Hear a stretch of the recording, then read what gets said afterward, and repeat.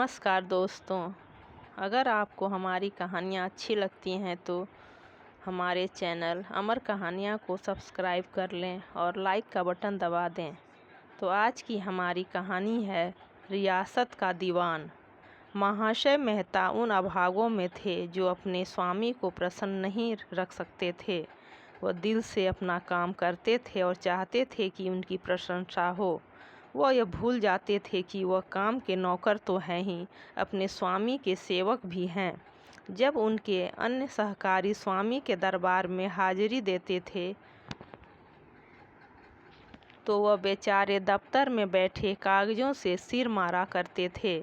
इसका फल यह था कि स्वामी के सेवक तो तरक्कियां पाते थे, पुरस्कार और पारितोषिक उड़ाते थे, और काम के सेवक किसी न किसी अपराध में निकाल दिए जाते थे। ऐसे कटु अनुभव उन्हें अपने जीवन में कई बार हो चुके थे। इसलिए अब की जब राजा साहब सतिया ने उन्हें एक अच्छा पद प्रदान किया तो उन्होंने प्रतिज्ञा की कि अब वह स्वामी का रुख देखकर काम करेंगे और उनके स्तुति गान में ही भाग्य की परीक्षा करेंगे। और इस प्रतिज्ञा को उन्होंने कुछ इस तरह निभाया कि 2 साल भी न गुजरे थे कि राजा साहब ने उन्हें अपना दीवान बना लिया। एक स्वाधीन राज्य की दीवानी के क्या कहना। वेतन तो 500 मासिक ही था, मगर अख्तियार बड़े लंबे। राई का पर्वत करो या पर्वत से राई, कोई पूछने वाला न था। राजा साहब भोग विलास में पड़े रहते थे। राज्य संचालन का सारा भार मिस्टर मेहता पर था। रियासत के सभी अमले और कर्मचारी दंडवत करते, बड़े बड़े रईस नजराने देते, यहाँ तक कि रानियाँ भी उनकी खुशामद करतीं। राजा साहब उग्र प्रकृति के मनुष्य थे, जैसे प्रायः राजे होते हैं। दुर्बलों के सामने शेर, सबलों के सामने भीगी बिल्ली। कभी मिस्टर मेहता को डांट फटकार भी बताते, पर मेहता अपनी सफाई में एक शब्द भी मुंह से निकालने की कसम खा ली थी। सिर झुकाकर सुन लेते। राजा साहब की क्रोधाग्नि ईंधन न पाकर शांत हो जाती। गर्मियों के दिन थे। पॉलिटिकल एजेंट का दौरा था। राज्य में उनके स्वागत की तैयारियां चल रही थीं। राजा साहब ने मेहता को बुलाकर कहा, मैं चाहता हूँ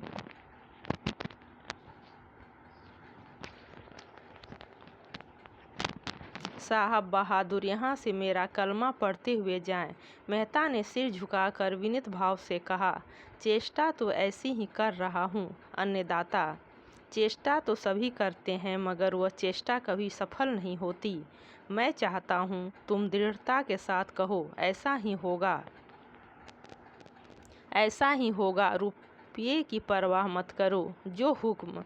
कोई शिकायत न आए, वरना तुम जानोगे। वह हुजूर को धन्यवाद देते जाए तो सही। हाँ, मैं यही चाहता हूँ। जान लड़ा दूंगा दीनबंधु, अब मुझे संतोष है। इधर तो पॉलिटिकल एजेंट का आगमन था, उधर मेहता का लड़का जयकृष्ण गर्मियों की छुट्टियां मनाने माता पिता के पास आया। किसी विश्वविद्यालय में पढ़ता था। एक बार 1932 में कोई उग्र भाषण करने के जुर्म में 6 महीने की सजा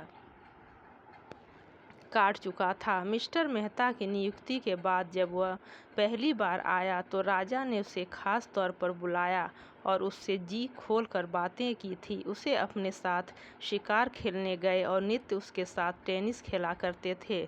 जयकृष्ण पर राजा साहब के साम्यवादी विचारों का बड़ा प्रभाव पड़ा था। उसे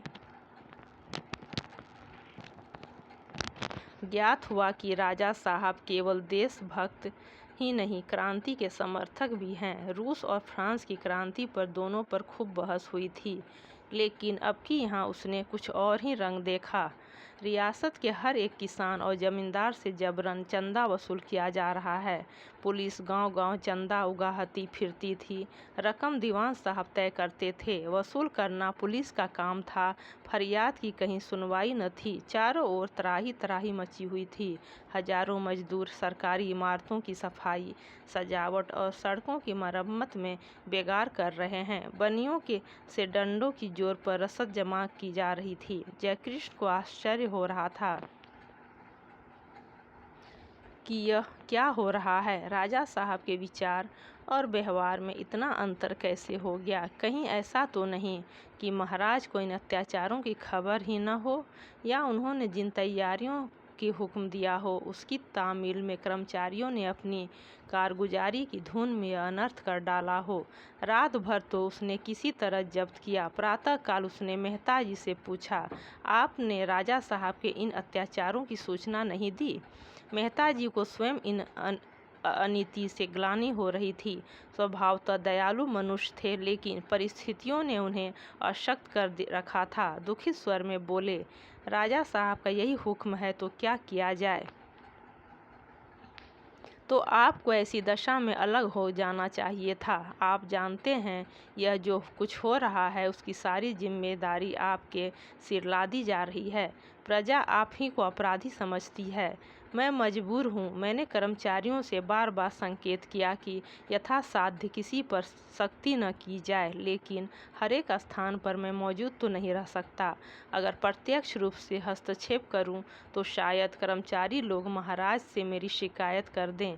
ये लोग ऐसे ही अफसरों का ताक में तो रहते हैं। इन्हें तो जनता को लूटने का कोई बहाना चाहिए। जितना सरकारी कोष में जमा करते हैं उससे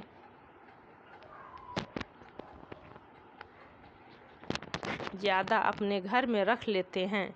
मैं कुछ नहीं कर सकता। जयकृष्ण ने उत्तेजित होकर कहा, तो आप इस्तीफा क्यों नहीं दे देते? मेहता लज्जित होकर बोले, बेशक मेरे लिए मुनासिब तो यही था, लेकिन जीवन में इतने धक्के खा चुका हूँ कि अब और सहने की शक्ति नहीं रही। यह निश्चय है कि नौकरी करके मैं अपने को बेदाग नहीं रख सकता। धर्म और अधर्म, सेवा और परमार्थ के झमेले में पड़कर मैंने बहुत ठोकरें खाईं। मैंने देख लिया कि दुनिया दुनियादारों के लिए है, जो अवसर और काल देखकर काम करते हैं। सिद्धांतवादियों के लिए यह अनुकूल स्थान नहीं है। जयकृष्ण ने तिरस्कार भरे स्वर में पूछा, मैं राजा साहब के पास जाऊं?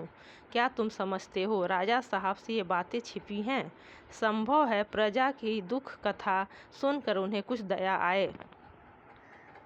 मिस्टर मेहता को इसमें क्या आपत्ति हो सकती थी? वह खुद चाहते थे किसी तरह अन्याय का बोझ उनके सिर से उतर जाए। हाँ, यह भय अवश्य था कि कहीं जयकृष्ण सी सत्प्रेरणा उनके लिए हानिकर न हो और कहीं उन्हें इस सम्मान और अधिकार से हाथ न धोना पड़े। बोले, यह ख्याल रखना कि तुम्हारे मुंह से कोई ऐसी बात न निकल जाए जो महाराज को अप्रसन्न कर दे। जयकृष्ण ने उन्हें आश्वासन दिया कि वह ऐसी कोई बात न करेगा। क्या वह इतना नादान है? मगर उसे क्या खबर थी कि आज के महाराजा साहब वह नहीं हैं जो 1 साल पहले थे। यह संभव है पॉलिटिकल एजेंट के चले जाने के बाद वह फिर हो जाए। वह न जानता था कि उनके लिए क्रांति और आतंक की चर्चा भी उसी तरह विनोद की वस्तु थी जैसी हत्या, बलात्कार या जाल की वारदातें या रूप के बाजार के आकर्षक समाचार। जब उसने ड्योढ़ी पर पहुंचकर अपनी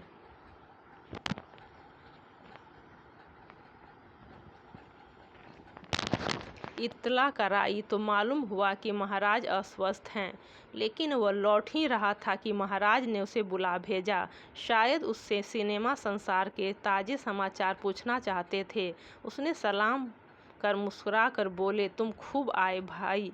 कहो, एमसीसी का मैच देखा या नहीं? मैं तो इन बखेड़ों में ऐसा फंसा कि जाने की नौबत नहीं आई। अब तो यही दुआ कर रहा हूँ किसी तरह एजेंट साहब खुश रुखसत हो जाएं। मैंने जो भाषण लिखवाया है वो जरा तुम भी देख लो। मैंने इन राष्ट्रीय आंदोलनों की खूब खबर ली है और हरिजनोद्धार पर भी छींटे उड़ा दिए हैं। जयकृष्ण ने अपने आवेश को दबाकर कहा, राष्ट्रीय आंदोलनों की आपने खबर ली, यह अच्छा किया, लेकिन हरिजनोद्धार को तो सरकार भी पसंद करती हैं। इसीलिए महात्मा गांधी को रिहा कर दिया और जेल में भी उन्हें इस आंदोलन के संबंध में लिखने, पढ़ने और मिलने जुलने की पूरी स्वाधीनता दे रखी थी। राजा साहब ने तात्विक मुस्कान के साथ कहा, तुम जानते नहीं हो, यह सब प्रदर्शन मात्र है। दिल से सरकार समझती है कि यह भी राजनीतिक आंदोलन है। वह इस रहस्य को बड़े ध्यान से देख रही है। लॉयल्टी में जितना प्रदर्शन करो, चाहे वह औचित्य की सीमा के पार ही क्यों न हो जाए, उसका रंग चोखा ही होता है। उसी तरह जैसे कवियों की बिरादरी से हम फूल उठते हैं, चाहे वो हास्यास्पद ही क्यों न हो। हम ऐसे कवि को खुशामदी समझें, अहमक भी समझ सकते हैं, पर उससे अप्रसन्न नहीं हो सकते। वो हमें जितना ऊंचा उठाता है, उतना ही वह हमारी दृष्टि में ऊंचा उठता जाता है। राजा साहब ने अपने भाषण की एक प्रति मेज की दराज से निकालकर जयकृष्ण के सामने रख दी, पर जयकृष्ण के लिए इस भाषण में अब कोई आकर्षण न था। अगर वह सभा चतुर होता तो जाहिरदारी के लिए ही इस भाषण को बड़े ध्यान से पढ़ता, उनके शब्द विन्यास और भावोत्कर्ष की प्रशंसा करता और उसकी तुलना महाराजा बीकानेर या पटियाला के भाषणों से करता। पर अभी दरबारी दुनिया की रीति नीति से अनभिज्ञ था। जिस चीज़ को बुरा समझता था उसे बुरा कहता था, और जिस चीज़ को अच्छा समझता था उसे अच्छा कहता था। बुरे को अच्छा और अच्छे को बुरा कहना अभी उसे न आया था। उसने भाषण पर सरसरी नज़र डालकर उसे मेज पर रख दिया और अपनी स्पष्टवादिता का बिगुल फूंकता हुआ बोला,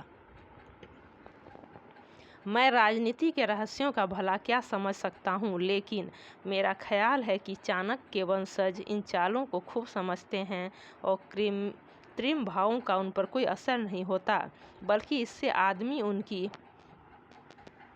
नज़रों में और भी गिर जाता है। अगर एजेंट को मालूम हो जाए कि उसके स्वागत के लिए प्रजा पर कितने जुल्म ढाए जा रहे हैं, तो शायद वह यहाँ से प्रसन्न होकर न जाए। फिर मैं तो प्रजा की दृष्टि देखता हूँ। एजेंट की प्रसन्नता आपके लिए लाभप्रद हो सकती है, प्रजा को तो उससे हानि ही होगी।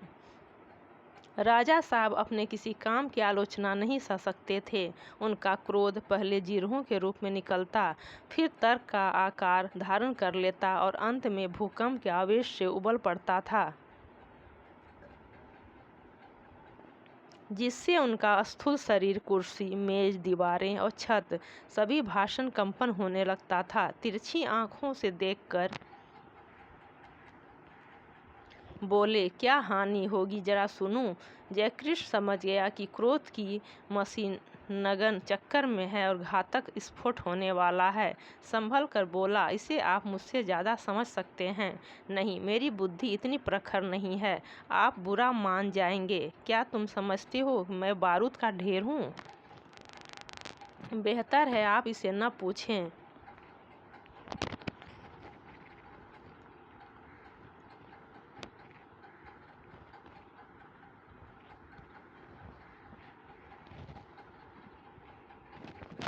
तुम्हें बतलाना पड़ेगा। और आप उनकी मुट्ठियां बंध गईं। तुम्हें बतलाना पड़ेगा इसी वक्त।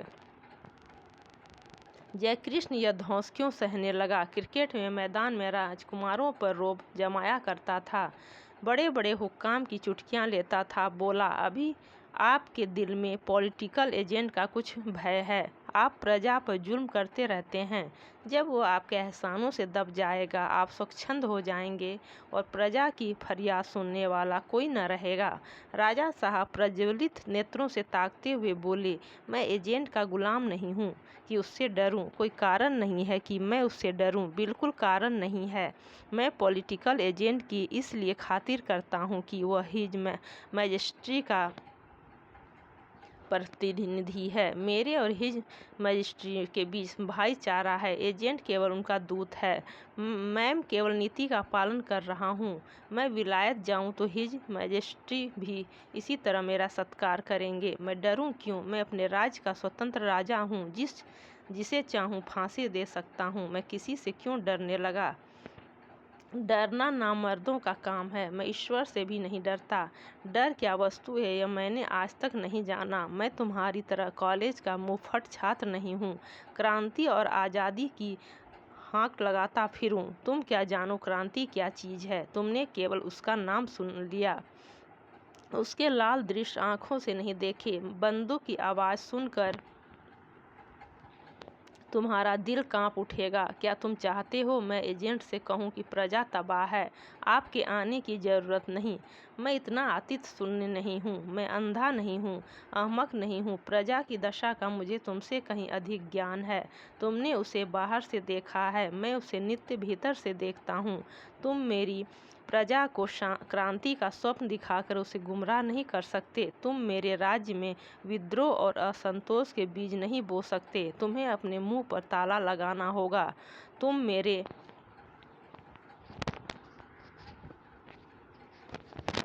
विरुद्ध एक शब्द मुंह से नहीं निकाल सकते, चू भी नहीं कर सकते। डूबते हुए सूरज की किरणें महराबी दीवानखाने के रंगीन शीशों से होकर राजा साहब के क्रोधोन्मत्त मुखमंडल को और भी रंजित कर रही थी। उनके बाल नीले हो गए थे, आंखें पीली, चेहरा लाल और देह हरी।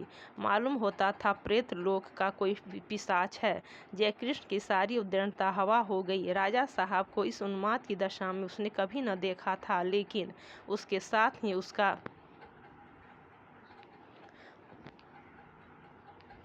आत्मगौरव इस ललकार का जवाब देने के लिए व्याकुल हो रहा था। जैसे विनय का जवाब विनय है, वैसे ही क्रोध का जवाब क्रोध है।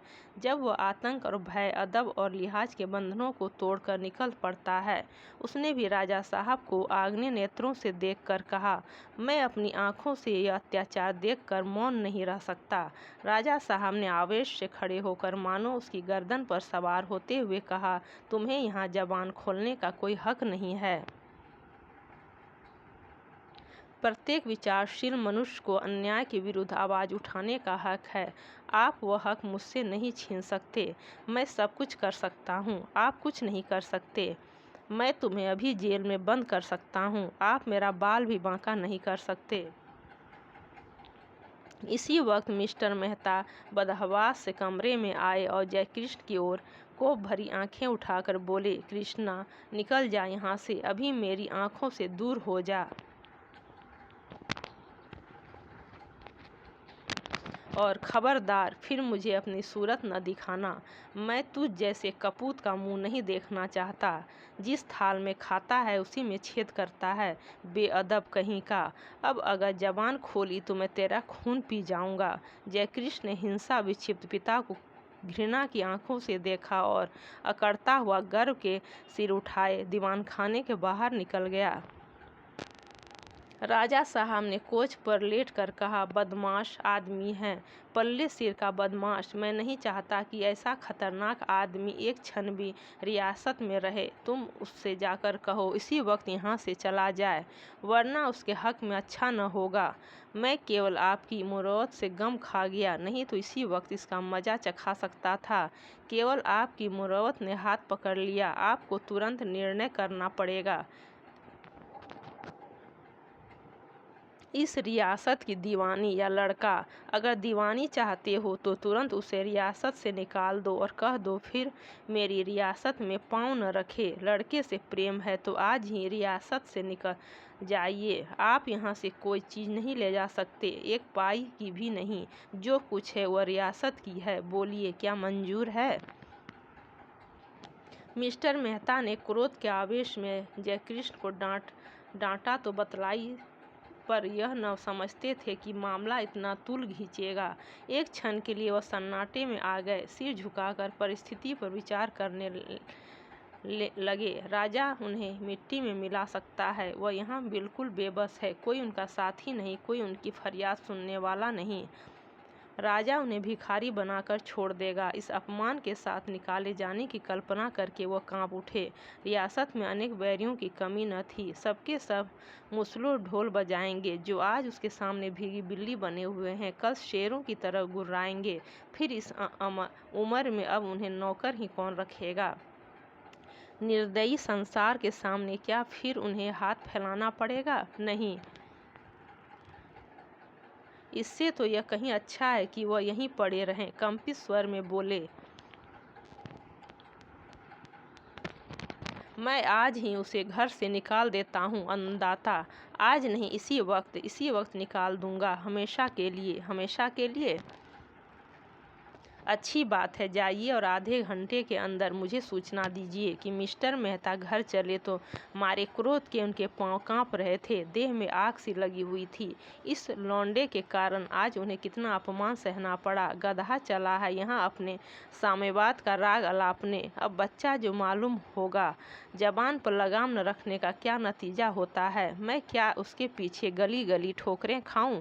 हाँ, यह पद और सम्मान प्यारा है, क्यों न प्यारा हो। इसके लिए बरसों एड़ियां रगड़ी हैं, अपना खून और पसीना एक किया है।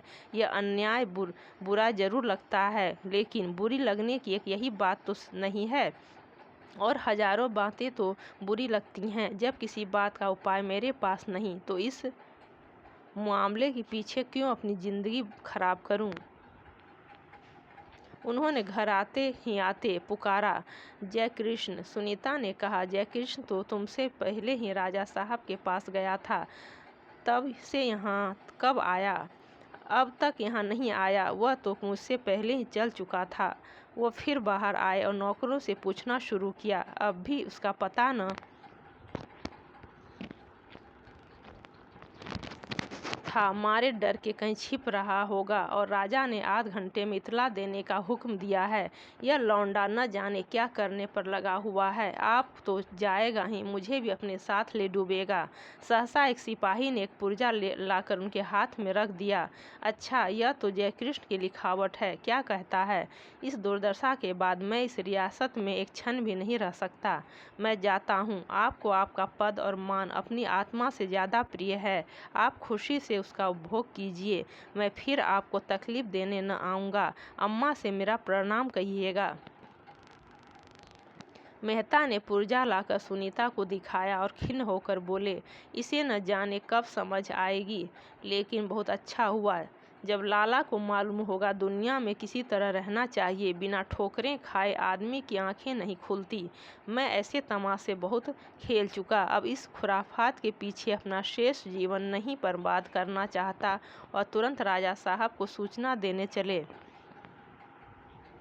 दम से दम में सारी रियासत में यह समाचार फैल गया। जयकृष्ण अपने शील स्वभाव के कारण जनता में बड़ा प्रिय था। लोग बाजारों और चौरस्तों पर खड़े होकर इस कांड पर आलोचना करने लगे। अजी, वह आदमी नहीं था भाई, उसे किसी देवता का अवतार समझो। महाराज के पास जाकर बेधड़क बोला, अभी बेगार बंद कीजिए वरना शहर में हंगामा हो जाएगा। राजा साहब की तो जबान बंद हो गई। बंगले झांकने लगे। शेर है शेर, उम्र तो कुछ नहीं पर आफत का पर काला है। वो बेगार बंद करा के रहता हमेशा के लिए। राजा साहब को भागने की राह न मिलती। सुना घिघियाने लगे। मुदा इसी बीच में दीवान साहब पहुँचे गए और उसे देश निकाला का हुक्म दे दिया। यह हुक्म सुनकर उसकी आंखों में खून उतर आया था, लेकिन बाप का अपमान न किया। ऐसे बाप को तो गोली मार देना चाहिए। बाप है या दुश्मन, वह कुछ भी हो, है तो बाप ही। सुनीता सारे दिन बैठी रोती रही, जैसे कोई उसके कलेजे पर बर्छियाँ चुभ हो रहा था। बेचारा न जाने कहाँ चला गया, अभी जलपान तक न किया था। चूल्हे में जाए ऐसा भोग विलास, जिसके पीछे उसे बेटे को त्यागना पड़े। हृदय में ऐसा उद्वेग उठा कि इसी दंपति और घर को छोड़कर रियासत से निकल जाए, जहाँ ऐसे नरपिशाचों का राज्य है। इन्हें अपनी दीवानी प्यारी है, उसे लेकर रहे। वह अपने पुत्र के साथ उपवास करेगी, उसे आंखों से देखती तो रहेगी।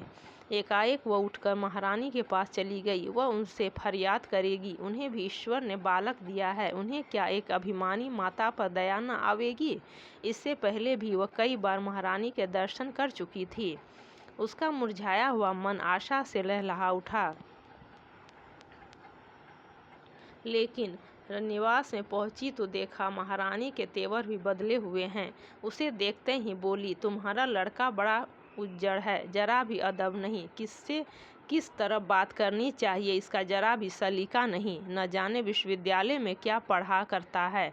आज महाराज से उलझ बैठा। कहता था कि बेगार बंद कर दीजिए और एजेंट साहब के स्वागत सत्कार की कोई तैयारी न कीजिए। इतनी समझ भी उसे नहीं है कि इस तरह राजा के घंटे गद्दी पर रह सकता है। एजेंट बहुत बड़ा अफसर न सही, लेकिन है तो बादशाह का प्रतिनिधि। उसका आदर सत्कार करना तो हमारा धर्म है। फिर ये बेगार किस दिन काम आएंगे। उन्हें रियासत से जागीरें मिली हुई हैं। किस दिन के लिए। प्रजा में विद्रोह की आग भड़काना कोई भले आदमी का काम है। जिस पत्तल में खाओ उसी में छेद करो। महाराज ने दीवान साहब का मुलाहजा किया, नहीं तो हिरासत में डलवा देते। अब बच्चा नहीं है, खासा 5 हाथ का जवान है। सब कुछ देखता है और समझता है। हम हाकिमों से बैर करे तो है कै दिन का निबाहो, उसका क्या बिगड़ता है। कहीं 150 की चाकरी पा जाएगा। यहाँ तो करोड़ों की रियासत बर्बाद हो जाएगी। सुनीता ने आंचल फैलाकर कहा, महारानी बहुत सत्य कहती हैं, पर अब तो उसका अपराध क्षमा कीजिए। बेचारा लज्जा और भय के मारे घर नहीं गया, न जाने किधर चला गया। हमारे जीवन का यही एक अवलंब है महारानी। हम दोनों रो रो कर मर जाएंगे। आंचल फैलाकर भीख मांगती हूँ, उसको क्षमा दान दीजिए। माता के हृदय को आपसे ज़्यादा और कौन समझेगा। आप महाराज से सिफारिश कर दें। महारानी अपनी बड़ी बड़ी आंखों से उसकी ओर देखा, मानो वह कोई बड़ी अनोखी बात कह रही हैं, और अपने रंगे हुए होठों पर अंगूठों से जगमगाती हुई उंगली रख कर बोली, क्या कहती हो सुनीता देवी। उस युवक की महाराज से सिफारिश करूं जो हमारी जड़ खोदने पर तुला हुआ है। आस्तीन में सांप पालूं। तुम किस मुंह से ऐसी बातें करती हो। और महाराज मुझे क्या कहेंगे। ना, मैं इसके बीच में न पड़ूंगी। उसने जो बीज बोए हैं उसका वह फल खाए। मेरा लड़का ऐसा नालायक होता तो उसका मुंह न देखती, और तुम ऐसे बेटे की सिफारिश करती हो। सुनीता ने आंखों में आंसू भरकर कहा, महारानी ऐसे बातें आपके मुंह में शोभा नहीं देती। महारानी मसनद टेक कर उठ बैठी और तिरस्कार भरे स्वर में बोली, अगर तुमने सोचा था कि मैं तुम्हारे आंसू पोंछूंगी तो तुमने भूल की। हमारे द्रोही की सिफारिश लेकर हमारे पास आना इसके सिवा और क्या है कि तुम उसके अपराध को बाल कीड़ा समझ रही हो। अगर तुमने अपराध की भीषणता का ठीक अनुमान किया होता तो मेरे पास कभी न आती। जिसने इस रियासत का नमक खाया हो वह रियासत के द्रोही की पीठ सहलाए, वह स्वयं राजद्रोही है। इसके सिवा और क्या कहूँ। सुनीता भी गर्म हो गई। पुत्र स्नेह म्यान से बाहर निकल आया। बोली, राजा का कर्तव्य केवल अपने अफसरों को प्रसन्न करना नहीं है, प्रजा को पालने की जिम्मेदारी इससे कहीं बढ़कर है। उसी समय महाराज ने कमरे में कदम रखा। रानी ने उठकर स्वागत किया और सुनीता सिर झुकाए निष्पंद खड़ी रही। राजा ने व्यंग्यपूर्ण मुस्कान के साथ पूछा, यह कौन महिला तुम्हें राजा के कर्तव्य का उपदेश दे रही थी। रानी ने सुनीता की ओर आंख मार कर कहा, यह दीवान साहब की धर्म पत्नी है। राजा साहब की त्योरियां चढ़ गई। ओठ चबाकर बोले, जब माँ ऐसी पैनी छुरी है तो लड़का क्यों न जहर बुझाया हुआ हो। देवी जी, मैं तुमसे यह शिक्षा नहीं लेना चाहता कि राजा का अपनी प्रजा के साथ क्या धर्म है। यह शिक्षा मुझे कोई पीढ़ियों से मिलती चली आई है। बेहतर होगी तुम किसी से यह शिक्षा प्राप्त कर लो कि स्वामी के प्रति उसके सेवक का क्या धर्म है, और जो नमक हराम है उसके साथ स्वामी को कैसा व्यवहार करना चाहिए। यह कहते हुए राजा साहब उसी उन्माद की दशा में बाहर चले गए। मिस्टर मेहता घर जा रहे थे। राजा साहब ने कठोर स्वर में पुकारा, सुनिए मिस्टर मेहता, आपके सपूत तो विदा हो गए, लेकिन मुझे अभी मालूम हुआ कि आपकी देवी जी राजद्रोह के मैदान में उनसे भी 2 कदम आगे हैं। बल्कि मैं तो कहूँगा वह केवल रिकॉर्ड है जिसमें देवी जी की आवाज़ ही बोल रही है। मैं नहीं चाहता कि जो व्यक्ति रियासत का संचालक हो उसके साये में रियासत के विद्रोहियों को आश्रय मिले। आप खुद इस दोष से मुक्त नहीं हो सकते। यह हरगिज मेरा अन्याय न होगा यदि मैं अनुमान कर लूं कि आप ही ने यह मंत्र फूंका है कि मिस्टर मेहता अपनी स्वाभिभक्ति पर यह आक्षेप न सह सके। व्यथित कंठ से बोले, यह तो मैं किस जबान से कहूँ कि दीनबंधु इस विषय में मेरे साथ अन्याय कर रहे हैं। लेकिन मैं सर्वथा निर्दोष हूँ और मुझे यह देखकर दुख होता है कि मेरी वफादारी पर यूँ संदेह किया जा रहा है। वफादारी केवल शब्दों से नहीं होती। मेरा ख्याल है कि मैं उसका प्रमाण दे चुका। नई नई दलीलों के लिए नए नए प्रमाणों की ज़रूरत है। आपके पुत्र के लिए जो दंड विधान था वही आपकी स्त्री के लिए भी है। मैं इसमें किसी भी तरह का उर्ज नहीं चाहता और इसी वक्त इस हुक्म की तामील होनी चाहिए। लेकिन दीनानाथ, मैं एक शब्द भी नहीं सुनना चाहता। मुझे कुछ निवेदन करने का आज्ञा न मिलेगी? बिल्कुल नहीं, यह मेरा आखिर हुक्म है। मिस्टर मेहता यहाँ से चले तो उन्हें सुनीता पर बेहद गुस्सा आ रहा था। इन सभी को न जाने क्या सनक सवार हो गई है। जयकृष्ण तो खैर बालक है, बेसमझ है। इस बुढ़िया को क्या सूझी, न जाने रानी साहब से जाकर क्या कह आई। किसी को मुझसे हमदर्दी नहीं, सब अपनी अपनी धुन में मस्त हैं। किस मुसीबत से मैं अपनी ज़िंदगी के दिन काट रहा हूँ यह कोई नहीं समझता। कितनी निराशा और विपत्ति के बाद जहाँ जरा निश्चित हुआ था, इन सभी ने यह नया तूफान खड़ा कर दिया। न्याय और सत्य का ठिका क्या हम ही ने लिया है? यहाँ भी वही हो रहा है जो सारी दुनिया में हो रहा है। कोई नई बात नहीं है।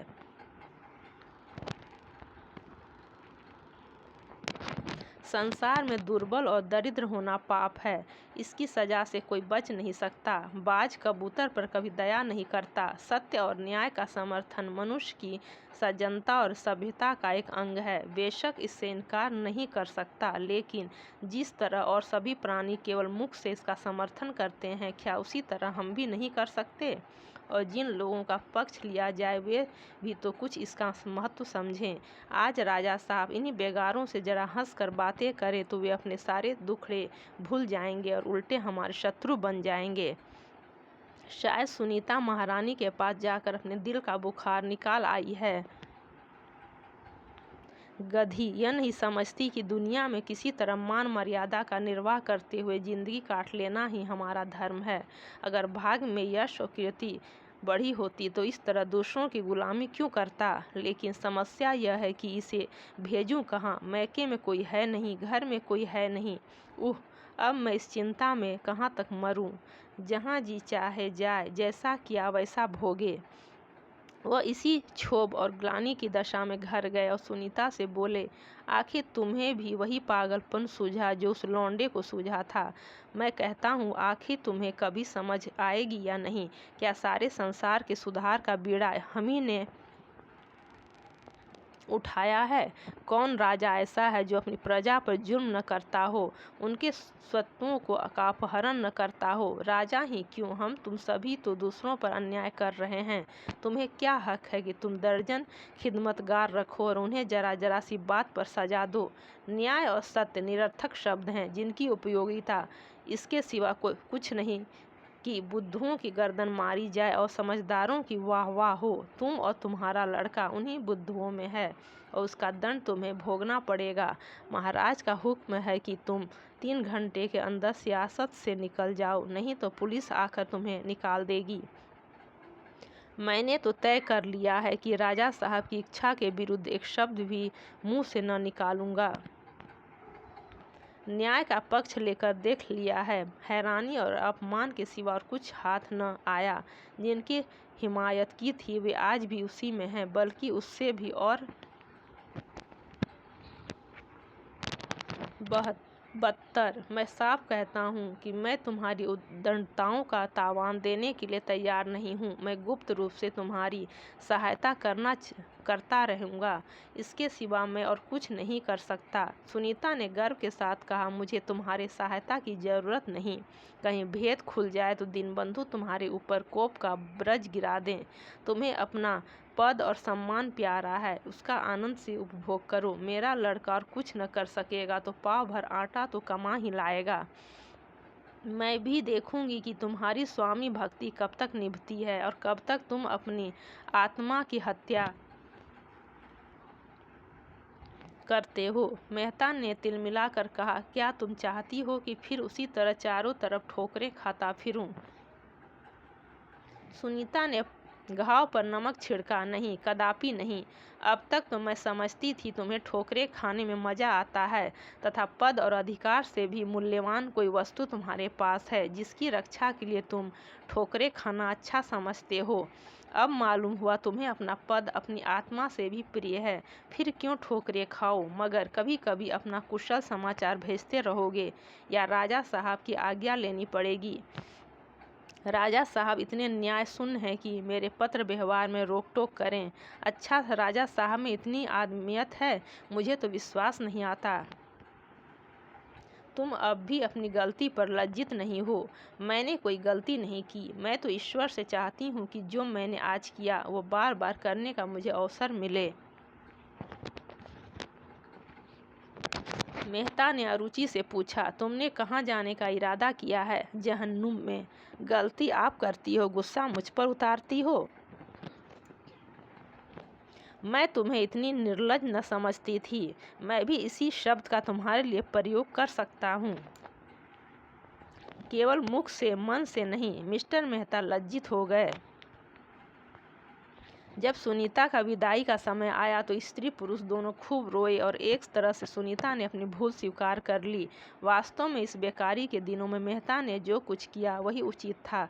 बेचारे कहाँ मारे मारे फिरते। पॉलिटिकल एजेंट साहब पधारे और कई दिनों तक दावतें खाईं और खूब शिकार खेला। राजा साहब ने उनकी तारीफ की। उन्होंने राजा साहब की तारीफ की। राजा साहब ने उन्हें लॉयल्टी की विश्वास दिलाया। उन्होंने सत्याराज को आदर्श कहा और राजा साहब को न्याय और सेवा का अवतार स्वीकार किया और 3 दिन में रियासत को 2.5 लाख की चपत देकर विदा हो गए।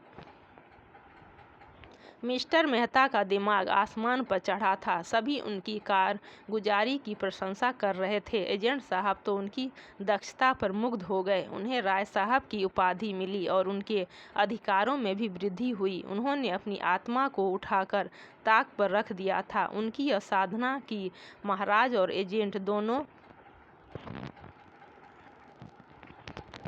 प्रसन्न रहें, संपूर्ण रीति से पूरी हो गई। रियासत में ऐसा स्वामी भक्त सेवक दूसरा न था। राजा साहब अब कम से कम 3 साल के लिए निश्चिंत थे। एजेंट खुश है तो फिर इसका भय, कामुकता, लंपटता और भांति भांति के दुर्व्यसनों की लहर प्रचंड हो उठी। सुंदरियों की टोह लगाने के लिए सुरागरसानों का एक विभाग खुल गया जिसका संबंध सीधे राजा साहब से था। एक बूढ़ा खुर्राट जिसका पेशा हिमालय की परियों को फंसाकर राजाओं को लूटना था और जो इस पेशे की बदौलत राज दरबारों में पूजा जाता था, इस विभाग का अध्यक्ष बना दिया गया। नई नई चिड़ियाँ आने लगी। भय, लोभ और सम्मान सभी अस्त्रों से शिकार खेला जाने लगा। लेकिन एक ऐसा अवसर भी पड़ा जहाँ इस तिगड़म की सारी सामूहिक और व्यक्तिगत चेष्टाएं निष्फल हो गईं और गुप्त विभाग ने निश्चय किया कि इस बालिका को किसी तरह उड़ा लाया जाए और इस महत्वपूर्ण कार्य के संपादन का भार मिस्टर मेहता पर रखा गया, जिनसे ज़्यादा स्वामी भक्त सेवक रियासत में दूसरा न था। उनके ऊपर महाराजा साहब को पूरा विश्वास था। दूसरों के विषय में संदेह था कि कहीं रिश्वत लेकर शिकार बहका दे या भंडाफोड़ कर दे या अमानत में खयानत कर बैठे। मेहता की ओर से उन बातों की शंका न थी। राजा को 9 बजे उनकी तलबी हुई। अन्नदाता ने हुजूर को याद किया है। मेहता साहब ड्योढ़ी पर पहुँचे तो राजा साहब पाई बाग में टहल रहे थे। मेहता को देखते ही बोले, आइए मिस्टर मेहता, आपसे एक खास बात में सलाह लेनी है। यहाँ कुछ लोगों की राय है कि सिंहद्वार के सामने आपकी एक प्रतिमा स्थापित की जाए जिससे चिरकाल तक आपकी यादगार कायम रहे। आपको तो शायद इसमें कोई आपत्ति न होगी, और यदि हो भी तो लोग इस विषय में आपकी अवज्ञा करने पर भी तैयार हैं।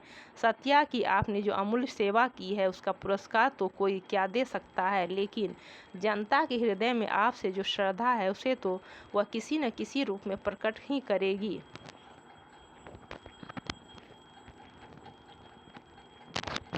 मेहता ने बड़ी नम्रता से कहा, यह अन्नदाता की गुणवाहकता है। मैं तो एक तुच्छ सेवक हूँ। मैंने जो कुछ किया यह इतना ही है कि नमक का हक अदा करने का सदैव प्रयत्न किया, मगर मैं इस सम्मान के योग्य नहीं हूँ। राजा साहब ने कृपालु भाव से हंसकर कहा, आप योग्य हैं या नहीं इसका निर्णय आपके हाथ में नहीं है। मिस्टर मेहता, आपकी दीवानी यहाँ न चलेगी। हम आपका सम्मान नहीं कर रहे हैं, अपनी भक्ति का परिचय दे रहे हैं। थोड़े दिनों में न हम रहेंगे न आप रहेंगे। उस वक्त भी यह प्रतिमा अपनी मुखवाणी से कहती रहेगी कि पिछले लोग अपने उद्धारकों का आदर करना जानते थे। मैंने लोगों से कह दिया है कि चंदा जमा करें। एजेंट ने अब की जो पत्र लिखा है उसमें आपको खास तौर से सलाम लिखा है। मेहता ने जमीन में गड़कर कहा, यह उनकी उदारता है। मैं तो जैसा आपका सेवक हूँ वैसा ही उनका सेवक हूँ। राजा साहब कई मिनट तक फूलों की बहार देखते रहे, फिर इस तरह बोले मानो कोई भूली हुई बात याद आ गई हो। तहसील खास में एक गांव लगनपुर है, आप कभी वहां गए हैं? हाँ अन्नदाता, एक बार गया हूँ। वहाँ एक धनी साहूकार है, उसी के दीवान खाने में ठहरा था। अच्छा आदमी है। हाँ, ऊपर से बहुत अच्छा आदमी है, लेकिन अंदर से पक्का पिशाच। आपको शायद मालूम न हो, इधर कुछ दिनों से महारानी का स्वास्थ्य बहुत बिगड़ गया है और मैं सोच रहा हूँ कि उन्हें किसी सैनेटोरियम भेज दूँ। वहाँ सब तरह की चिंताओं एवं झंझटों से मुक्त होकर वो आराम से रह सकेंगी। लेकिन निवास में एक रानी का रहना लाजिम है। अफसरों के साथ उनकी लेडियां भी आती हैं, और भी कितने अंग्रेज मित्र अपनी लेडियों के साथ मेरे मेहमान होते हैं। कभी राजे महाराजे भी रानियों के साथ आ जाते हैं। रानी के बगैर लेडियों का आदर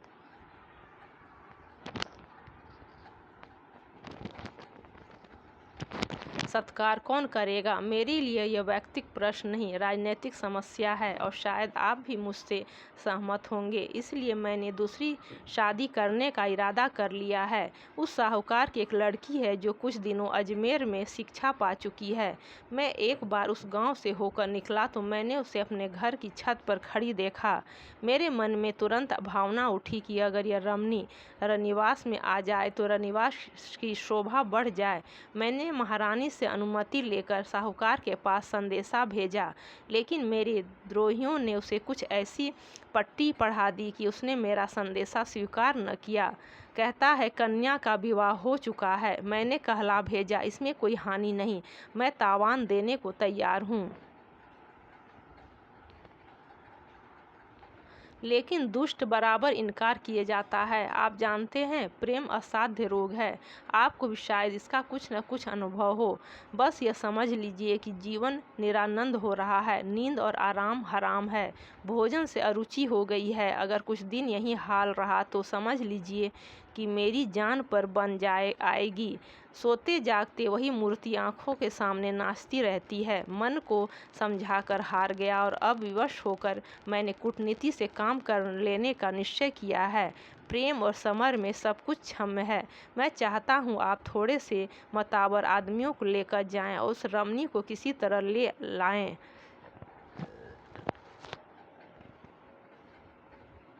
खुशी से आए खुशी से, बल से आए बल से, इसकी चिंता नहीं। मैं अपने राज्य का मालिक हूँ। इसमें जिस वस्तु पर मेरी इच्छा हो उस पर किसी दूसरे व्यक्ति का नैतिक या सामाजिक स्वत्व नहीं हो सकता। यह समझ लीजिए कि आप ही मेरे प्राणों की रक्षा कर सकते हैं। कोई दूसरा ऐसा आदमी नहीं है जो इस काम को इतने सुचारू रूप से पूरा कर दिखाए। आपने राज्य की बड़ी बड़ी सेवाएं की हैं। यह उस यज्ञ की पूर्णाहुति होगी और आप जन जन्मांतर तक राजवंश के इष्टदेव समझे जाएंगे। मिस्टर मेहता का मरा हुआ आत्मगौरव एकाएक सचेत हो गया। जो रक्त चिरकाल से प्रवाह शून्य हो गया था उसमें सहसा उद्रेक हो उठा। त्योरियां चढ़ाकर बोले, तो आप चाहते हैं मैं उसे किडनैप करूं?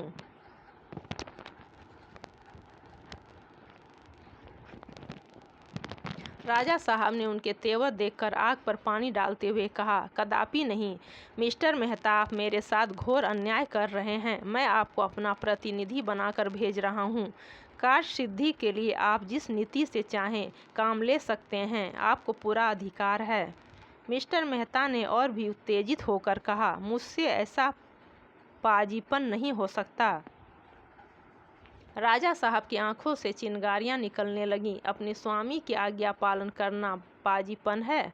जो आज्ञा नीति और धर्म के विरुद्ध हो उसका पालन करना बेशक पाजीपन है। किसी स्त्री से विवाह का प्रस्ताव करना नीति और धर्म के विरुद्ध है। इसे आप विवाह कहकर विवाह शब्द को कलंकित करते हैं। यह बलात्कार है। आप अपने होश में हैं? खूब अच्छी तरह मैं आपको धूल में मिटा सकता हूँ, तो आपकी गद्दी भी सलामत न रहेगी। मेरी नौकरियों नेकियों का यही बदला है। नमक हराम, आप यह अब शिष्टता की सीमा से आगे बढ़े जा रहे हैं। राजा साहब, मैंने अब तक अपनी आत्मा की हत्या की है और आपके हर एक जा और बेजा हुक्म की तामील की है, लेकिन आत्म सेवा की भी एक हद होती है जिसके आगे कोई भला आदमी नहीं जा सकता। आपका यह कृत्य जघन्य है और इसमें जो व्यक्ति आपका सहायक हो वह इसी योग्य है कि उसकी गर्दन काट ली जाए। मैं ऐसी नौकरी पर लागन भेजता हूँ। यह कहकर वह घर आए और रातों रात बोरियां बक्सा समेटकर रियासत से निकल गए। मगर इसके पहले सारा वृत्तांत लिखकर उन्होंने एजेंट के पास भेज दिया।